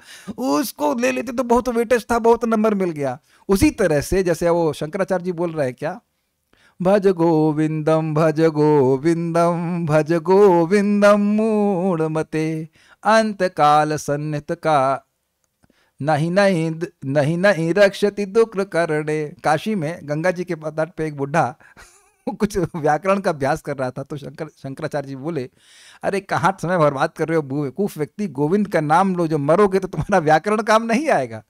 समझ में आ गया? तो शास्त्र पढ़ने के बाद भी नाम पे विश्वास नहीं करते, नाम नहीं जप करते, भगवान की भक्ति नहीं करते, इसलिए कह रहे वो अत्यंत शोचनीय है। भाई जो शास्त्र पढ़ ही नहीं रहा है वो तो चलो अब क्या कहा जाएगा, उन तो इंडिफरेंट है, लेकिन जो शास्त्र पढ़ने के बाद भी तात्पर्य नहीं समझ पा रहा, जैसे कहते हैं कि वेद में कृष्ण कहाँ है? कृष्ण में सारे वेद हैं, है ना? ब्रह्माक्षर समुद्भवम, कृष्ण से सारे वेद आए हैं, लेकिन कह रहे वेद में कृष्ण कहाँ है? जबकि कार्य में तो कारण होना चाहिए ना। वेद भगवान से आए हैं और कहते हैं वेद में भगवान कहाँ है? जैसे कहो कि भाई ये रसमलाई में चीनी कहाँ है, ये दूध कहाँ है? तो भाई रसमलाई बनी किस चीज से? वेद भगवान से आया है और आप कह रहे हो कि वेद में भगवान कहाँ है? अमेजिंग। नहीं समझ पाते, और ना ही समझ पाते हैं कि भक्ति वेद का तात्पर्य है, तो वह अत्यंत शोचनीय है। हमें अच्छे से याद, हम कई बार बोल चुके हैं, एक पंडित जी हमारे घर के सामने रहते थे, वेद मंदिर, और रोज 4 जुट के स्वाहा हा करते, मैं जानबूझ कर क्योंकि वो चिगोटी काटने लग गया। ईश्वर कौन है? ईश्वर निराकार है, बस खत्म कहानी। और देखो परिणाम, आप मेरे पास फोटो भेजी गई थी, मर रहे थे 92 साल की उम्र में, ब्लैक चश्मा लगा के जीन्स पैंट पहने थे। यही वैराग्य है इनका। इतने साल वेद का यज्ञ करके यही वैराग्य है इनका। This is external symptoms of your internal cultivation. तो ये सब स्थिति है। तो वो तात्पर्य नहीं समझ पा रहा है, ये अत्यंत शोचनीय। क्या आप समझ पा रहे हैं? एक तो पढ़ ही नहीं रहा है, और एक इतना नजदीक है, उसको शास्त्र में विश्वास है तभी तो पढ़ रहा है, लेकिन पढ़ पढ़ के भी सब व्यर्थ जा रहा है। कुछ ऐसे ही बात आ रही है ना, जैसे कि ब्राह्मण पत्नियां थीं और ब्राह्मण थे, कह रहे धिक्कार है हमारे सारे इस ज्ञान को, हम कृष्ण आए हमको भोजन मांगे और हम नहीं दिए। तो प्रश्न होगा कि फिर ये ब्राह्मण पत्नियां क्यों चली गईं? क्योंकि इन्होंने वो जो मथुरा जाती थी दूध आदि बेचने के लिए, गोपियाँ, उनसे कृष्ण कथा सुनी थी इसलिए। और वहाँ पे एक और प्रश्न किया गया था, जब वो समझ गए कि कृष्ण भगवान है तब क्यों नहीं गए? क्योंकि कंस का भय था। लेकिन ये कृष्ण कथा में इतनी आतुर हो गई थी, कृष्ण में इतनी आकर्षित हो गई थी, इन्हें याद ही नहीं रहा कि कंस कौन क्या, सब चली गई थी, सारा सामान लेके चली गई थी। वे अघेना अर्थात महान अपराध के कारण भगवत कथा का विरोध करते हैं, चाहे वे अर्वाचीन स्थिति हो अथवा कोई प्राचीन घटना हो। अर्वाचीन मतलब नई और प्राचीन मतलब पुरानी, यानी कि ये बात 5000 साल पहले की भी है।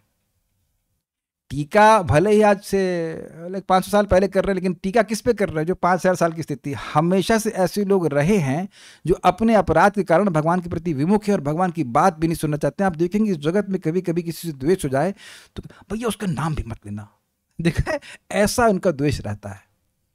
इसलिए मैं बार बार एटलीस्ट मैं try to cultivate this attitude कि भाई जो लोग नाम जप कर रहे हैं, इनका कथा में रुचि है, वी मस्ट रेस्पेक्ट देम। बहुत बड़ी उनकी बात आ रही, बहुत बड़ी बात है कि वो भगवान को पे विश्वास कर रहे हैं, नाम कर रहे हैं। आई मीन हो सकता है उनका एक्सटर्नल बिहेवियर हमारे से नहीं मैच करता, हमारा भी ये कह सकते हैं हमारा उनसे मैच नहीं करता, whatever, but we should love at least respect the devotees. तिलक ही कहाँ देखने को मिलता है। अनिमिषः अर्थात काल, क्योंकि काल अपनी पलक एकदम नहीं झपकाता। अपने अपने मत को स्थापित करने हेतु वे निर्लज्जता से बहुत से अपने शब्दों, कार्यों एवं मनो आदि का सभा में प्रदर्शन करते हैं। क्यों निर्लज्जता? भगवान स्कंदर्प कोटि कमनीय है, उनको बोले निराकार है, ये निर्लज्जता हुई कि नहीं? तुमको शर्म नहीं आ रही सब बोलते हुए? कुछ समझ रहे ना? मतलब सभा में जाकर के एकदम झूठ बोलना, जैसे कि प्रकाशानंद सरस्वती अपने 60,000 सन्यासी शिष्यों को बोलते थे ईश्वर निराकार है, तो ये निर्लज्जता है कि नहीं? जैसे महाराज समझा रहे थे, परम पूज्य राधा गोविंद महाराज समझा रहे थे कि सत्यम परम धीमहि, तो कुछ लोग ऐसे व्याख्या करते हैं, देखो भगवान व्यास देव जी कितने उदार हैं। वो ये नहीं कह रहे कृष्ण का ध्यान करो, वो कह रहे हैं कि जिसको आप परम सत्य मानते हो उसको ध्यान करो। तुमको शर्म नहीं आ रही है ऐसा बोलते हुए? महाराज कहते हैं व्यासदेव जी भगवान का ध्यान कर रहे हैं, और जो व्यासदेव जी के मतलब व्यासासन में बैठा हुआ वो बिल्कुल उल्टी बात बोल रहा है भगवान से। अगर आप सोचिए 1+1 कोई 2.5 बोलेगा तो आप कहेंगे तुम बेवकूफ हो गया, और सभा में जाकर ये स्थापित करने का प्रयास करें कि 1+1 2.5 होता है, तो आप कहेंगे तुम्हें शर्म नहीं आती है, क्या बोल रहे हो? अग्रीड। उसी तरह से कह रहे हैं, अपना मत स्थापित कर रहे हैं, भगवान की बात नहीं। या फिर जैसे लोग बोलते हैं ये गीता भगवान ने नहीं बोली, शिव बाबा ने बोली। तो आप ये विद्वानों की सभा में कोई बोलेगा तो उसको कितनी बेइज्जती होगी, है ना? आप देखो हम ही लोग बोल रहे होते हैं, कभी कभी मुख से कुछ गलत निकल जाता है, मतलब प्रमादवश, तब भी थोड़ा सा शर्म आती है, क्या प्रवचन करने बैठे और मुंह से क्या निकल गया, है ना? श्लोक ठीक से नहीं बोल पाते, लेकिन कम से कम मत तो गड़बड़ नहीं करते हैं। ये लोग तो झूठ बोल रहे हैं निर्लज्जता से। आपने कई बार देखा होगा कोई व्यक्ति झूठ बोलता है तो आप उसको पकड़ लेते हैं झूठ, तो आप आरोप नहीं कहेंगे, आप उसको डांट लगाते, तुमको शर्म नहीं आती झूठ बोलते हुए? तो इसी तरह से यहाँ पे कहा जाए कि निर्लज्जता से अपने शब्दों के द्वारा, अपने कार्यों के द्वारा और मन के द्वारा सभा में प्रदर्शन करते हैं। जैसे एक और बात आप समझ लीजिए, हाँ चलिए, जैसे देखिए बड़ा स्पष्ट है कि भगवान इस जगत की सृष्टि करता है, और ये लोग निर्लज्ज होकर के बोल रहे हैं कि एक्सप्लोजन के द्वारा सृष्टि हुई है। उनसे कहो तुम्हारे एक्सप्लोजन के द्वारा तुम्हारी थ्योरी आई है क्या? एक्सप्लोजन से नष्ट होता है कि सृष्टि होती है? ये निर्लज्जता है कि नहीं? जो एक चीज एकदम स्थापित हो ही नहीं सकता उसको उल्टा करके बोलते रहना। और ऐसे बहुत सारे मत मतांतर हैं, उसको बहुत स्थापित करते हैं और उसके पीछे चलने वाले लोग भी हैं। जैसे नर नारायण बन सकता है, तो ये सब बातें बिल्कुल गलत हैं, ऐसी बातों को स्थापित करना। और सभा में लोग बोलते हैं। और एक अद्भुत बात है, मैं भूल रहा हूँ कहाँ पे मैंने पढ़ा था, लेकिन श्योर कई टीका में था कि देखिए ये जगत का स्वरूप ही है, क्योंकि ब्राह्मण है, तेजस्वी है, वो जो बोलने लगेगा उसको लोग स्वीकार करने लग जाते हैं, प्राय से करने लग जाते हैं। आज एक व्यक्ति आए, वो बोले कि हम प्रभुपाद जी से दीक्षा लेने जा रहे हैं। पहले मैं सुन नहीं पाया, मैंने क्या बोला आपने? प्रभुपाद जी से दीक्षा लेने। हम अरे तो प्रभुपाद से क्यों ले रहे हैं? प्रभुपाद जी गुरु महाराज से लीजिए। और ये इधर सामने नरसिंह का फोटो, जब फोटो से दीक्षा लेनी तो भगवान कृष्ण ले लीजिए। तो एक व्यक्ति हैं जो बोले कि भाई प्रभुपाद जी इज ओनली दीक्षा गुरु है, वट कुछ भी वो बोल रहे थे। हमने कहा प्रभुपाद के ग्रंथों में कहाँ लिखा है? ये वो बोले केवल प्रभुपाद के लेक्चर सुनने चाहिए। तो हमने कहा फिर उनसे ये पूछे कि आपका लेक्चर क्यों सुने? आप भी तो लेक्चर दे रहे हैं कि केवल प्रभुपाद का लेक्चर सुनना चाहिए। प्रभुपाद तो ऐसा कभी नहीं कह रहे हैं। प्रभुपाद अपने लेक्चर में कभी ऐसा नहीं कहते, बल्कि मैं प्रभुपाद का लेक्चर सुन रहा था तो वो कहे अच्छा इस प्रश्न का उत्तर तुम्हारा शिष्य देगा, ये तुम दो। तो प्रभुपाद तो नहीं कह रहे मेरा सुनो और इसका मत सुनो। टीचर तो वो अच्छा कहा जाएगा ना जो प्रतापी टीचर्स को क्रिएट कर दे, और एक भी व्यक्ति को नहीं पढ़ा पाया तो उसको अच्छा कहेंगे। Anyhow what I am trying to say कि किसी व्यक्ति ने बोल दिया और सामने वाले के पास सोचने का सामर्थ्य तो है नहीं, अपना पीछे चलने लगे। हमने कहा आप किसी से भी लीजिए, आई डोंट केयर, लेकिन कुछ लो तो किसी व्यक्ति से लो ना, फोटो से कैसे ले लोगे? कुछ दिमाग लगाना चाहिए ना। बट मैं खाली इतनी बात बोल रहा हूँ कि इस बात को बोलने में लोग को लज्जा भी नहीं आती कि ऐसा हो सकता है। या और भी, मैं इस बात पर मैं डेल्व नहीं करना चाहता, बस पॉइंट इज दैट कि कुछ भी बोलते हैं और शास्त्र का कोई समर्थन नहीं होता, ये उनकी निर्लज्जता है। और भगवान के बारे में तो स्पष्ट बोलते हैं, ये वो चुरवा की पूजा करेंगे, भगवान को चोर बना दिए, इंसान बना दिए, इत्यादि इत्यादि। अरे वो क्या अभी बीच में कोई बोला था, अरे उन राम को भगवान क्यों कैसे कह सकते हैं, उनकी तो पिताजी मर गए थे, तुम्हारी बुद्धि मर गई है। कुछ नहीं जानते तुम भगवान के बारे में। समझ में आ गया बात? तो ये सब चीजें, तो उनका जो भी वाणी का व्यापार है वो व्यर्थ है, ये कहा गया है। केवल आयु काट रहा है उनकी भी और जिनके सुनने वाले लोगों की भी। मैं एक बार बताना चाहता हूँ, हम लोग गए थे ना वहाँ पर कुंभमेला में, तो एक सन्यासी खड़े, हमको उस सच्चिदानंद की प्राप्ति करनी है। अरे भैया कृष्ण में तो लगा दो। और वो सब सुन रहे हैं बैठ करके, किसकी प्राप्ति करना ये नहीं पता। ठीक है, तो ये सब व्यर्थ हो जा रहा है। और क्या बोले, इसकी वृथा आदि कहकर आलोचना की जाती है, और वो मतलब व्यर्थ जा रहा है। कोई भक्त कुछ पूछ रहे हैं, मैं देख लेता हूँ फिर। ओनली मोड ऑफ गुडनेस बढ़ता है वर्णाश्रम से। जी हाँ, वो आपको दिव्य स्तर पर नहीं स्थित कर सकता है। शुड वन हियर अटेंटिवली और should one make notes during katha plus hear attentively just like we make notes in material education? देखिए, जो सबसे अच्छा तरीका है वो परम पूज्य वृंदावन चंद्र महाराज समझाए। सबसे अच्छा है कि पढ़ लीजिए, फिर सुन लीजिए और फिर पढ़ लिए। और वैसे तो रिकॉर्डिंग भी उपलब्ध है, आप बाद में सुन सकते हैं, नोट्स भी बना सकते हैं जैसे चाहे, लेकिन थोड़ा आप जानते हैं कि इस क्लास की स्पीड तेज होती है, तो अब नोट्स बनाएंगे तो बात छूट जाएगी। मतलब ये हो सकता है कि काफ़ी, मतलब ऐसा मैं मना नहीं कर रहा हूँ, लेकिन और अब आपको जो जमता हो, लेकिन हमें एक अन्य भक्तों ने बोला कि पहले पढ़ लेते हैं, जैसे मैं पढ़ के आता हूँ कि नहीं मैं ऐसे नहीं कि मैं खाली मतलब जो है क्लास में ऐसे आके पढ़ के आया, विचार करके आया कि इसमें क्या बात बोली गई है, फिर मैं यहाँ कुछ बोलता हूँ तो मैं सुन भी रहा हूँ, है कि नहीं। तो इससे बात बहुत बढ़िया समझ आती है। देखिए एक बहुत बड़ी मिस्टेक है, हम सोचते हैं कि हमने कितनी क्वांटिटी पढ़ी है, but that is not, doesn't matter. आपने जो आज सुना है ना, वो जो भी हमने वो जो आज हमने जो सुना है ना श्लोक, वो हमारी पूरी जिंदगी को आलोकित कर सकता है, उत्साहित कर सकता है। वो एक चीज़ पकड़ लेंगे तो आपका पूरा भक्ति उत्साहित हो जाएगा। भाई चाहे कुछ भी वासना हो, चाहे कुछ भी गलत काम हो, हम भक्ति नहीं छोड़ेंगे, हम जब करते रहेंगे, भक्तों की संगत में रहेंगे, बस ये बात। तो दोनों चीज़ कर सकते हैं, आप नोट्स बना सकते हो, बट बेटर होगा कि ये प्रोसीजर फॉलो करें। जो लोग ऐसा बोलते हैं कि सिर्फ प्रभुपाद से दीक्षा लेनी चाहिए, तो वो क्या गलत है? कर तो वो हरे कृष्णा ही रहे हैं, गीता पढ़ रहे हैं, सब पढ़ रहे हैं, हाँ सब ठीक है, लेकिन एक काम गलत कर रहे हैं। जो भगवान ने बोला है, तस्मात् गुरुम प्रपद्येता जिज्ञासु श्रेयस उत्तमम, गुरु की शरण में जाना चाहिए। और प्रभुपाद जी ऐसा नहीं कह रहे हैं, प्रभुपाद जी ऐसा नहीं कह रहे कि मैं ही दीक्षा दूंगा और कोई दीक्षा नहीं दे सकता या कोई शिक्षा नहीं दे सकता, तो कुछ प्रभुपाद नहीं कह रहे हैं। मैं उनको सिंपल बात बताया, भाई देखिए गीता तो सही मानते, कहते हाँ, तो हमने कहा भगवान कह रहे तस्मात् शास्त्रम प्रमाणन्ते कार्य कार्य के अवस्थित हो, आप शास्त्र के प्रमाण से कोई कार्य करना है कि नहीं करना स्वीकार कर लीजिए। तो अब कहाँ शास्त्र का वचन है इस प्रकार का? आप अपने वचन मत बताओ, आप शास्त्र का वचन बताओ। Is it okay? Simple is it? Prabhupada भी अपने लेक्चर में बोलते हैं, मैं नहीं बोल रहा हूँ, शास्त्र बोल रहा है। जब प्रभुपाद गाली देते हैं साइंटिस्ट को, फूल्स एंड रास्कल, हम नहीं बोल रहे हैं, कृष्ण बोल रहे हैं, कृष्ण बोल रहे हैं। So just very simple. और प्लस एक उनका बच्चा भी था, वही बोला, यही मुझे बोला, हमने कहा देखो जिसने आपको ये बोला कि प्रभुपाद जी दीक्षा गुरु हैं, उनसे क्यों नहीं पूछा? कहते वो तो बेंगलोर में रहते हैं, जब भी कहीं पे रहते हैं। हमने कहा देखिए उनके प्रवचन में ये फैसिलिटी नहीं है कि आप क्लैरिफाई कर सकें, और आप मुझसे पूछ रहे हो, मैं तो ये नहीं बोल रहा हूं, मुझसे तो नहीं, मुझसे पूछ रहे because I am friendly. Can you see the difference? और एक अमेजिंग बात आप विचार कीजिए, we are empowered when we are given an option, not just told to do something. Are you hearing this? मैंने आज तक कोई व्यक्ति बोल दे कि मैंने किसी को बोला कि आप मेरे गुरु महाराज से दीक्षा लीजिए, मैं चैलेंज कर सकता हूँ, कोर्ट केस कर दूंगा, मैं कभी नहीं कहा है। ये जरूर कहा है कि आप दीक्षा लीजिए, लेकिन आपको जब प्रेरणा मिले, जिनसे प्रेरणा मिले उनसे लीजिए, कभी नहीं कहा। और कभी कोई कह दे कि मैंने किसी गुरु महाराज की निंदा करी हो कि वो शुद्ध भक्त नहीं है, बिल्कुल नहीं, ऐसा मैं कभी नहीं। बहुत सारी गलती है कि ये गलती कभी नहीं किया, कभी नहीं किया। जिसको जिससे प्रेरणा मिल रही वो ले, कहीं भी, मतलब वैष्णव होना चाहिए, सिंपल सी बात है। अरे 3.33.7 जाके पढ़िए चक्रवर्ती पाद की टीका, कहते हैं जो नए भक्त है वह भी, जिसको भगवान, जो भगवान की प्रसन्नता के लिए नाम कर रहा है वो भी दीक्षा दे सकता है, कैन भी दीक्षा गुरु। आप जाके चेक कर लो 3.33.7। प्रभुपाद जी बोल रहे हैं कि नियोफाइट डिवोटी भी दीक्षा दे सकता है, यद्यपि वह आपको हेल्प नहीं कर सकता बहुत ज्यादा, but he can also give initiation who has faith that Krishna's name is not different from Krishna. आप लोग भी दीक्षा गुरु हो सकते हैं।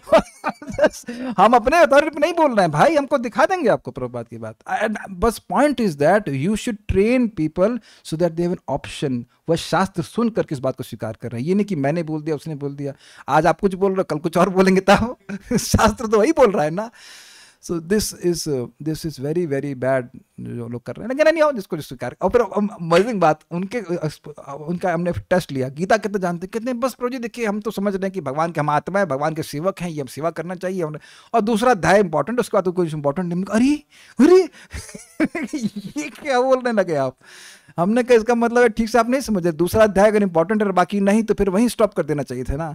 दूसरे अध्याय के भगवान अध्याय के बाद तो अर्जुन नहीं बोले ना करिष्ये वचनम तवा, अभी तो और बहुत कुछ समझाया ना। They don't understand. Anyways, देखिए मैं उस विषय पे नहीं जाना चाहता, इट्स वेरी बोरिंग विषय। बस खाली मैं बोलना चाह रहा हूं कि अपने मत को लोग स्थापित कर देते हैं, उनसे बस ये पूछ लो कि क्या प्रमाण है। एक बात हम बताना चाहते हैं कि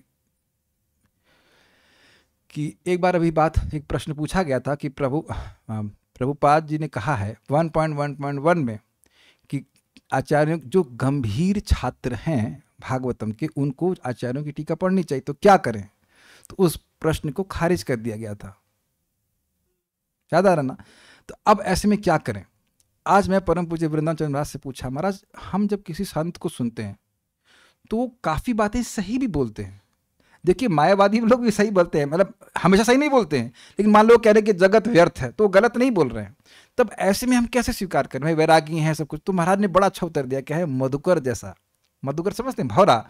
भौरा जाता है जगह जगह और रस ग्रहण कर लेता है, जो अच्छी वस्तु वो ग्रहण कर लेता है और बाकी सब छोड़ देता है। तो ऐसा नहीं कि उनका असम्मान करना है, भाई जैसे वो अच्छी बात बोल रहे हैं तो अच्छी बात स्वीकार कर लो। अब मैं यह भी नहीं कह रहा हूँ कि दुनिया जगह से सुनते रहिए, फिर कंफ्यूज हो जाएंगे कि हर व्यक्ति मधुकर नहीं होता है।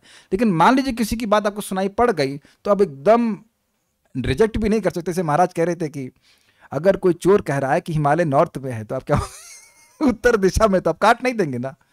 जो चीज़ सही है वो सही है, लाइक दैट। हमको अभी सवाल इश्यू प्रभु यहाँ पे है, तो लॉयर हैं, तो आप लोग ऐसे तो आर्बिट नहीं बोल देते ना अपने उसमें, भाई मेरा ये मत है, ऐसा बोल ही नहीं सकते। प्रभुपाद कहते हैं हमेशा लॉयर्स की तरह बात होनी चाहिए। देखिए पहला क्या जजमेंट ऐसा था, ऐसा यहाँ पे वर्णन है, इसके अनुसार मैं बोल रहा हूँ। Issue Prabhu I agree, I we should speak, yes. और एक और मैं आपको सूत्र बता के फिनिश करता हूँ। इफ यू स्पीक फ्रॉम शास्त्र, the person who is hearing will have more faith on you. अरे प्रभु जी तो शास्त्र की बात बोल रहे हैं, या माता जी शास्त्र की बात बोल रहे हैं। अपने मन से बोलेंगे तो उनकी श्रद्धा जो है वो टूट भी जाएगी। कह रहे भाई ये कहाँ से बोल दिया हमने, अपने मन से बोल दिया। हमेशा इस बात को पकड़ेंगे तो भगवान भी प्रसन्न होंगे, नहीं तो वृथा। और एक अनिमेष शब्द भगवान के लिए भी काटेंगे, आयु को काटते चले जाएंगे। सो will discuss Bal Prabodhini and other commentaries. Krishna willing tomorrow. Stop now. Shrimad Bhagavad Gita की जय। श्रील प्रभुपाद की जय। निताई गौर प्रेमानंदे।